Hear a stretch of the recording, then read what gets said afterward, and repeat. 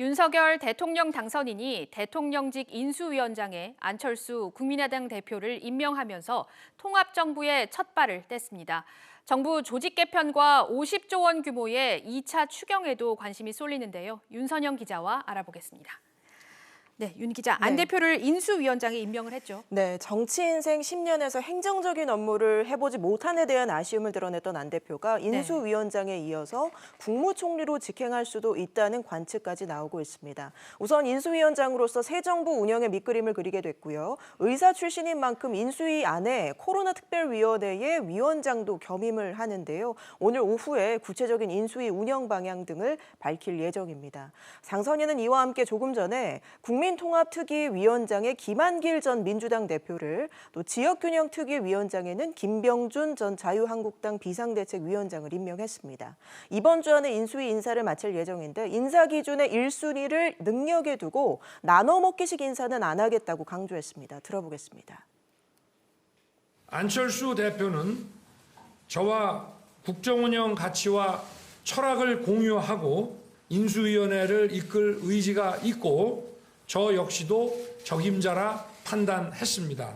이 일 잘하는 정부, 능력 있는 정부로 국민을 주인으로 제대로 모시고 국민 통합을 이루겠습니다. 네, 그리고 정부 부처에 어떤 변화가 있을지도 관심이 쏠리고 있는데 여성가족부 폐지 공약 그대로 추진을 할까요? 네, 여가부 폐지는 다시 한번 재확인을 했고요. 취지는 여성 문제를 한 부처에 묶지 말고 각 부처별로 기능에 맞게 나누어 대응한다는 차원입니다. 역대 정부에서 통합과 분리를 거듭했던 기획재정부도 관심인데요. 일단 당선인이 그동안 기재부 재편에 대해서는 별다른 언급을 안 했습니다. 일각에서 기재부와 금융위원회 통합 가능성을 거론하고 있지만 부작용이 있을 수 있고 또 지금의 경제 상황의 불확실성이 크기 때문에 경제부처를 크게 손보기는 어려울 것이란 관측도 있습니다.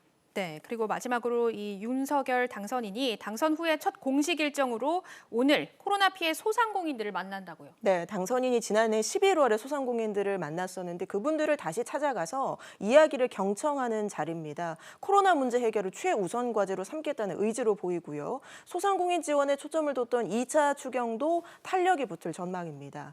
당선인은 취임하면 100일 동안 코로나 긴급구조 프로그램을 가동하고 기본적인 정부 지원금과 별개로 600만 원을 추가해서 최대 1,000만 원을 지원하겠다고 공약을 했었습니다. 추경 규모는 50조 원을 언급했었는데 지난해 예산 결산이 다음 달에 마무리가 되면 초과 세수에 따른 잉여금으로 재원을 마련할 수 있을 것으로 보입니다. 네, 윤선영 기자 잘 들었습니다.